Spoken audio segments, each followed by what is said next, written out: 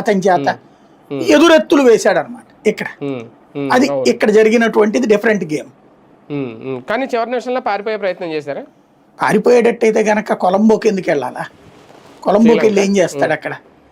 సాధారణంగా వీళ్ళు సహజంగా వీకెండ్ ఎంటర్టైన్మెంట్లు లేకపోతే ఈ ఎంజాయ్ చేయడానికి పోతుంటారు ఊళ్ళు, అట్లా పోతుంటుండొచ్చు. లేదా ఇక్కడ ఏ ముందస్తు బేలో తీసుకోవడానికి అజ్ఞాతంలోకి వెళ్తుండొచ్చు. మేబీ అది కూడా అయ్యి ఉండొచ్చు. ఇప్పుడు వీళ్ళందరూ మిగతా వాళ్ళు కూడా అజ్ఞాతంలో ఉన్నారు కదా. ఇప్పుడు ఈ మదన్ కేసు ఉంది కదా, ఈ మదన్ కేసుని బేస్ చేసుకుని కొన్ని రోజుల పాటు సుప్రీంకోర్టు దాకా వెళ్ళి పిటిషన్లు వేయచ్చు. అయ్యేదాకా అజ్ఞాతంలో ఉండొచ్చు, అందుకైనా అయ్యి ఉండొచ్చు.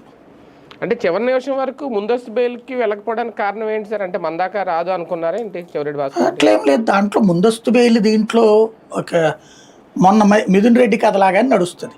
అంటే ఫస్ట్ నిందితుడు కాదు అంటారు కదా ముందే. అప్పుడు కూడా ఏమైంది, మిథున్ రెడ్డిది కొట్టేశారు కదా ముందస్తు బెయిల్ ఫస్ట్. ఎందుకని కొట్టేశారు? సుప్రీంకోర్టు ఇన్వాల్వ్ అయింది. సుప్రీంకోర్టుకి వెళ్ళాక వచ్చింది. కానీ ఫస్ట్ హైకోర్టులో ఏమన్నారు వీళ్ళు, అసలు ఆయన నిందితుడిగా మేము ఏడబెట్టాం, ఒకవేళ పెట్టేటట్టయితే విచారిస్తామన్నారు.